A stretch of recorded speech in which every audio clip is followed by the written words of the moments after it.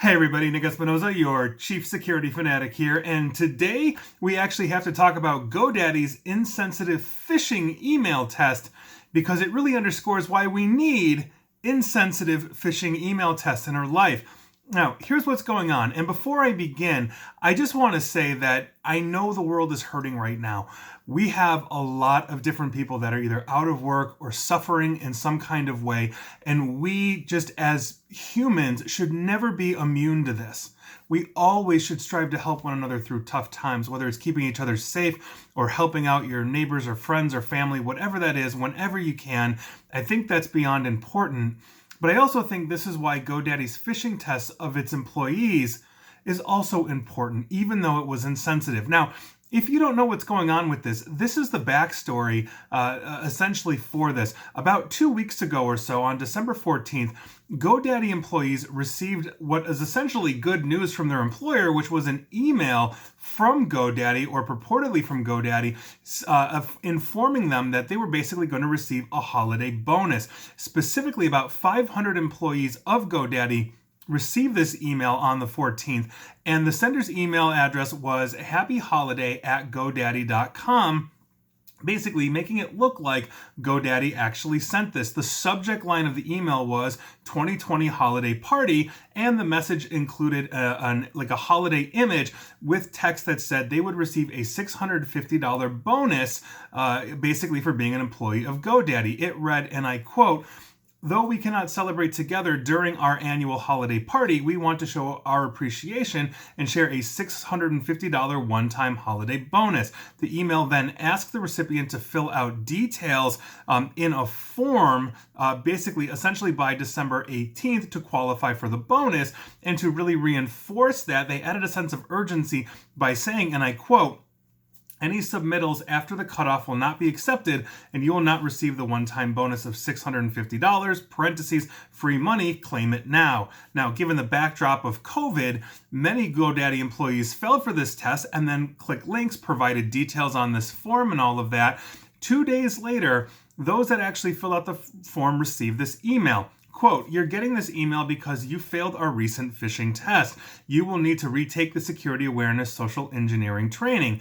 And that's when angered GoDaddy employees went to social media, which is when news outlets found out, and here we are.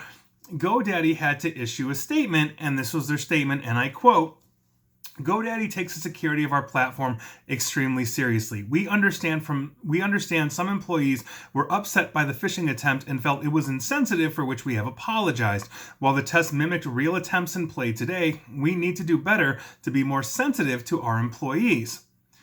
But here's the thing.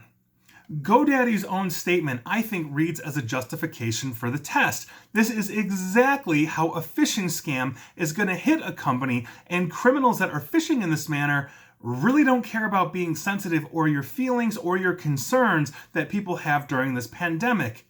They don't care. And yes, it sucks that people were fooled, and if I was a GoDaddy employee, I'd be angry too, but I would also be damn glad to find out that I didn't actually get myself or my company hacked, which happens all the time, by basically failing this test. Now, the world can be a cruel place. We can't turn a blind eye to that. And unfortunately, in cybersecurity, we always need to stay vigilant. Now, I also think it's true that GoDaddy could have picked another phishing lure, maybe one that was a little less insensitive to the economic crisis. But it then makes me wonder, what would have been more effective than a lure that is going to play on the emotional response of a target? Those are the most effective lures that we have in phishing, which is why they're used by criminals all the time. The more personal we make phishing tests, the more susceptible we are to answering it, especially if it's playing on our heartstrings or on our emotions. This is why it's an effective test. And while it sucks and it's awful for the employee who thinks they're getting a bonus, it's still a valid test. It's still something that we need, because you might just not get $650. You might lose millions for GoDaddy. You might lose millions yourself, depending on how rich or poor you are, when you have an identity theft problem for filling out that form. This is the problem that we have with these. And as much as these tests, I think, suck sometimes or seem insensitive, the criminals don't care. So I'd love to hear your thoughts on this. Am I right? Am I wrong? Would you do this test? Would you find a different way? And if you do have another phishing lure that would pull this emotionally on somebody at GoDaddy or whatever company you belong to or whatever's in your ecosystem, I'd love to hear it because I'm always open to new ideas and suggestions. But at the end of the day, I feel bad for those GoDaddy employees, but lesson learned. And so that is your news of the day. And I'll probably be doing more today, but that is your news of the day.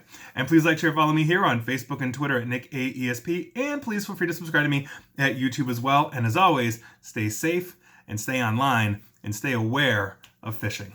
Thanks, everyone.